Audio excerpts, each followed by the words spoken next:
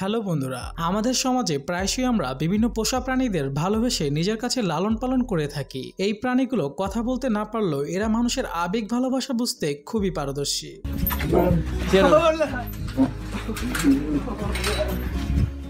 প্রাণীদের সাথে মানুষের বন্ধুত্বের ইতিহাস হাজার বছরের পুরনো। আদিম যুগে মানুষ নিজের বাসস্থানকে বন্য হিংস্র প্রাণীদের থেকে নিরাপত্তাজনিত কারণে কুকুর পালনের মাধ্যমে পোষা প্রাণী গৃহপালন করার প্রচলন শুরু হয়ে আসছে। বন্ধুরা, কুকুরের ভরসা, বিড়ালের স্নেহ এবং ঘোড়ার সহমর্মিতা আমাদের শেখায় প্রকৃত বন্ধুত্বের আসল মানে। বর্তমান মানব সভ্যতায় যেখানে প্রয়োজন ছাড়া কেউ অন্যের খবরও রাখে না, ঠিক অন্যদিকে প্রাণী জগতে এমন কিছু পোষা প্রাণী রয়েছে যাদের কয়েক বছর লালন পালন করে জঙ্গলে ছেড়ে আসার এক যুগ পার হলো তারা মালিকের কথা একদমই ভুলে যায় না।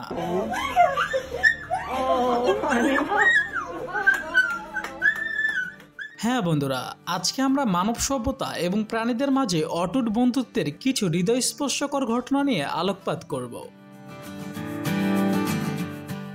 1924 সালে জাপানের টোকিও বিশ্ববিদ্যালয়ের একজন অধ্যাপক আকিতা প্রজাতির একটি কুকুরকে রাস্তা থেকে তুলে বাড়িতে নিয়ে আসেন এবং কুকুরটিকে নিজের কাছে আদর যত্ন সহকারে নিজের পরিবারের একজন মনে করে লালন পালন করতে থাকেন। অধ্যাপক লোকটি কুকুরের নাম দিয়েছেন হাচিকো এবং একই সাথে বসবাস করতে গিয়ে কুকুরটির সাথে তার অনেক ভালো সম্পর্কের সৃষ্টি হয়।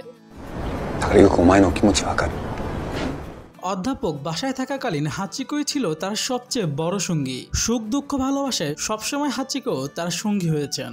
অধ্যাপক লোকটি প্রতিদিন সকালে জাপানের শিবুয়া স্টেশন থেকে ট্রেনে চড়ে ইউনিভার্সিটিতে যেতেন এবং বিকালে ট্রেনে চড়েই আবার বাড়ি ফিরে আসতেন।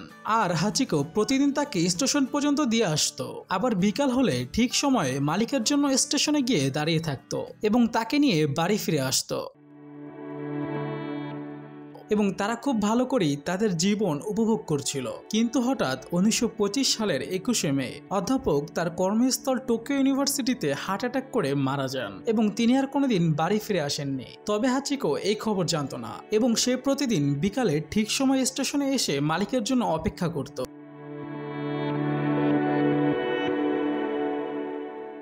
আর এভাবে করে দিন মাস বছর কেটে যায় এবং সে তার মালিকের জন্য অপেক্ষা করতেই থাকে।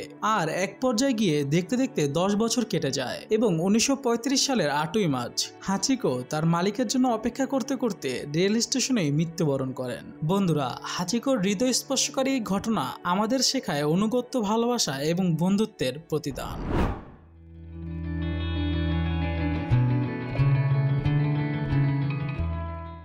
বন্ধুরা, জলজ প্রাণী জগতে কুমিরকে সবচেয়ে ভয়ঙ্কর এবং বিপজ্জনক প্রাণী হিসাবে ধরা হয়ে থাকে। কিন্তু এখন যদি আমি আপনাকে বলি কুমির অ্যামাজনের নদীতে নয় বরং মানুষের সঙ্গে একসাথে পুকুরে সাঁতার কাটছে এবং দুজন মিলে খেলা করছে, তাহলে ব্যাপারটা কেমন হবে?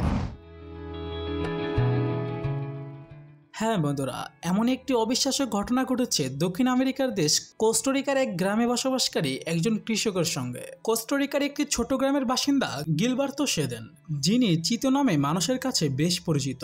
আর এই ব্যক্তি পেশাগতভাবে একজন জেলে এবং তিনি মাছ শিকার করে তার জীবিকা নির্বাহ করতেন। আর একদিন নদীতে মাছ ধরতে গিয়ে হঠাৎ একটি কুমিরকে বুলেটে আক্রান্ত হয়ে আহত অবস্থায় পড়ে থাকতে দেখেন, যেখানে কুমিরটি মৃত্যুর দ্বার প্রান্তে ছিল। এবং চিতো নামের এই লোকটি ঝুঁকি নিয়ে মায়া করে কুমিরটিকে তুলে তার বাড়িতে নিয়ে আসেন এবং কুমিরটির নাম দেন পেঁচো। এবং তৎক্ষণাৎ চিতো নিজের জীবনের ঝুঁকি নিয়ে পেঁচোর শরীর থেকে বুলেট বের করেন এবং তার প্রয়োজনীয় চিকিৎসার ব্যবস্থা করতে একটুও কালক্ষেপণ করেননি। এবং লোকটি পেঁচোর জন্য প্রতিদিন মাছ শিকার করে আনতেন এবং তার সেবা করতেন। আর এভাবে করে পেঁচো আস্তে আস্তে সুস্থ হয়ে ওঠে এবং চিতোর সাথে পেঁচোর একটি বিশ্বস্ত ভালো বন্ধুত্ব গড়ে ওঠে। এভাবে আস্তে আস্তে দুজন দুজনের সঙ্গী হয়ে ওঠে এবং মাঝে মধ্যেই পেঁচো আর চিতো একসাথে সাঁতার কাটতেন, খেলতেন, এমনকি চিতোর দেওয়া নির্দেশনা অনুযায়ী পেঁচো চলাফেরা করত। আর এই মানুষ এবং হিংস্র কুমিরের ভিতরে অবিশ্বাস্য বন্ধুত্ব দেখতে পর্যটকদের ভিড় পড়ে যেত প্রতিদিন এবং সবাই এই ভালোবাসার বন্ধন থেকে বুঝতে পারে বন্ধুত্ব শুধুমাত্র মানুষের সাথেই নয় বরং হিংস্র প্রাণীদের সাথেও সম্ভব।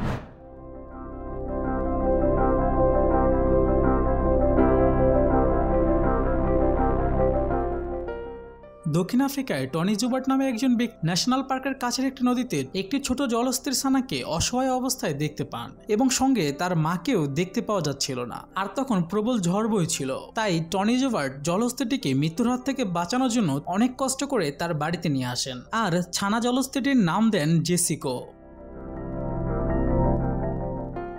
এবং ছানা জলস্থিরটির লালন পালন করতে শুরু করেন। টনি জুবার্ট বাজার থেকে দুধ কিনে এনে বোতলে করে খাওয়াতেন আর এভাবে করে জেসিকো তাদের পরিবারের একজন সদস্য হয়ে ওঠে। জেসিকো এবং টনি শার্লের মধ্যে এক অন্যরকম বন্ধুত্বের সম্পর্ক তৈরি হয় এবং তারা দুজন একে অপরের মনের ভাব বুঝতে এবং প্রকাশ করতে পারত।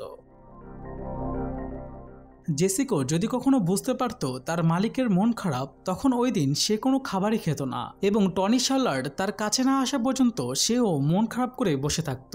জেসিকো এবং টনির জীবনটা ছিল একে অন্যের পরিপূরক। দুজন একসাথে খেলা করত, পুকুরে গোসল করত, যার মাধ্যমে এক অন্যরকম ভালোবাসার বহিঃপ্রকাশ ঘটেছে। জেসিকো আর টনির বন্ধুত্ব শুধু তাদের পরিবারের ভিতরেই সীমাবদ্ধ হয়ে থাকেনি, বরং জেসিকোর অবিশ্বাস্য বন্ধুত্ব সাধারণ মানুষকে দেখানোর জন্য তার বাড়ির পাশে একটি ছোট পর্যটন কেন্দ্র গড়ে ওঠে আর সেখানে দেশ বিদেশ থেকে মানুষ আসে জেসিকোর সাথে সময় কাটাতে। এবং জেসিকোর এই অভিনব বন্ধুত্বের আচরণ পর্যটকদের মুগ্ধ করে এবং প্রমাণ করে দেয় ভালোবাসা মানে না কোনো সীমাবদ্ধতা।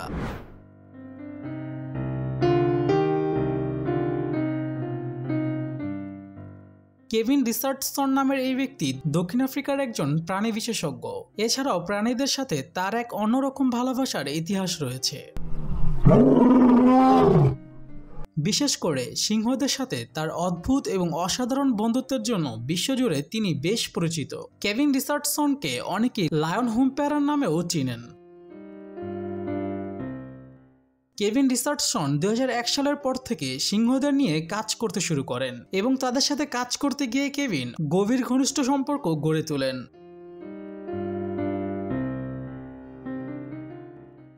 যার কারণে তিনি সিংহদের সাথে থাকাকালীন সময়ে কোনো ধরনের নিরাপত্তাজনিত সুরক্ষা ব্যবস্থাও ব্যবহার করতেন না। কেভিন সিংহদের সাথে সময় মতো খেলা করতেন, গোসল করতে নিয়ে যেতেন, মানে এক অভাবনীয় সম্পর্ক গড়ে তুলেছিলেন। কেভিন তার সিংহদের ভাষা বুঝতে পারতেন এবং তাদের ভিতরে এক বিশেষ যোগাযোগ ব্যবস্থাও তৈরি হয়েছিল। বন্ধুরা, আজ আমরা যে হৃদয় স্পর্শ করা অত্যন্ত অবিশ্বাস্য ঘটনাগুলো দেখেছি তা আমাদেরকে শেখায় সহানুভূতি, ধৈর্য এবং নিঃশর্ত ভালোবাসার প্রকৃত মানে। তো বন্ধুরা, এরকম আরো প্রাণী জগৎ সম্পর্কে জানতে আমাদের চ্যানেল সাবস্ক্রাইব করে সঙ্গেই থাকুন। দেখা হচ্ছে পরের কোনো ভিডিওতে নতুন কিছু নিয়ে।